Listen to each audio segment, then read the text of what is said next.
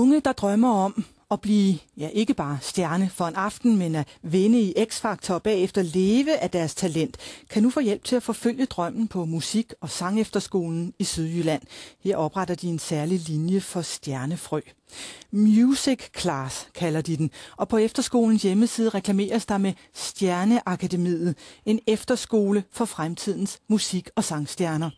Godmorgen til forstander på Musik- og Sangefterskolen i Rinkenæs i Sydjylland, John Østergaard. Godmorgen.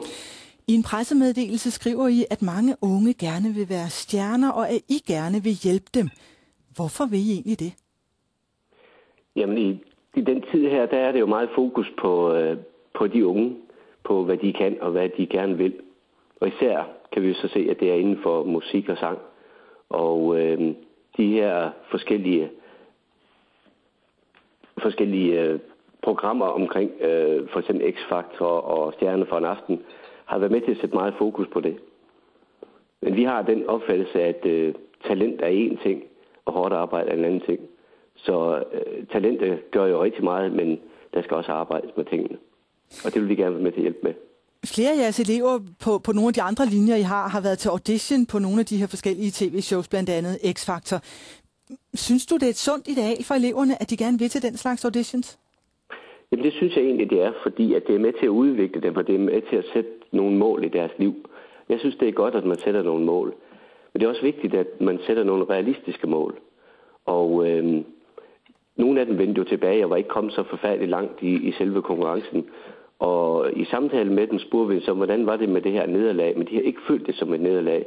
Tværtimod har de følt det som en sejr, at de har turde gå til en audition og haft en rigtig god fornemmelse af det. Så jeg synes, et eller andet sted, så er det også et sundhedstegn. De får deres 15 minutters berømmelse, selvom de ikke kommer længere? Ja, sådan kan du godt se på det, og det synes jeg egentlig, der er meget vigtigt. De overskrider en grænse, og det er vigtigt, synes jeg, her i livet, at man overskrider nogle grænser indimellem. Og måske er man den, der når igennem. Det ved man aldrig, men det er jo en hård konkurrence. Men nogen vil jo sige, at man burde give de unge et andet ideal. Et ideal om at blive til noget med lidt mere fremtid i, måske. Ja, men det er rigtigt, men det ligger også samtidig i det her, at man vil opnå et mål. Og jeg tror, det er meget vigtigt, at de unge mennesker især har et ideal, at de har et mål, og de har en drøm.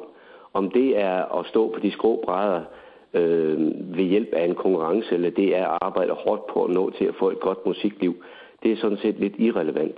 Det vigtigste er, at de har et mål.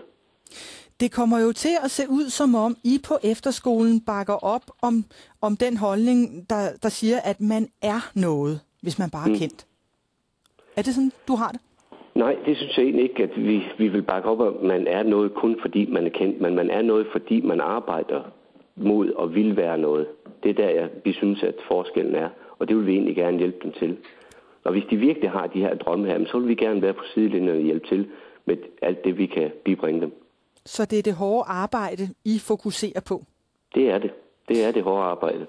Siger I så også til dem, hvis ikke de har noget talent at arbejde hårdt med? Det siger vi også til dem, hvis de ikke har noget talent. Og det er jo selvfølgelig en svær balancegang, når man skal sige, hvor langt talentet holder. Men alle har en eller anden form for talent. Om det så holder til, at man sidder og synger derhjemme, eller det holder til, at man går på en scene, eller man måske endda bliver landskendt. Det er jo en svær balancegang. Men det er meget vigtigt at fokusere på, at man har et talent. Det er jo rent gummitarsen. Vi skal alle sammen bare finde ud af, hvad det er, vi er gode til. Men det er jo ikke nødvendigvis bare altid at stå på en scene og synge. Det er det ikke, nej. Er der ikke en risiko for, at I kommer til at skabe falske håb og falske forventninger? Og jeg synes, de falske håb og de falske forventninger, de er skabt i forvejen. I og med, at vi har de her X-Factor og Stjerne for en aften, hvad de ellers hedder, alle udsendelser. Der er de skabt, der i ligger de falske forhåbninger, hvis de får lov til at stå alene. Men hvis man samtidig får en vejledning, og det er det, vi gerne vil, så har man mulighed for enten at finde ud af med sig selv, at man ikke når de mål, eller man får en chance for at nå de mål. Tak til John Østergaard, forstander på Musik- og Sangefterskolen i Sydjylland.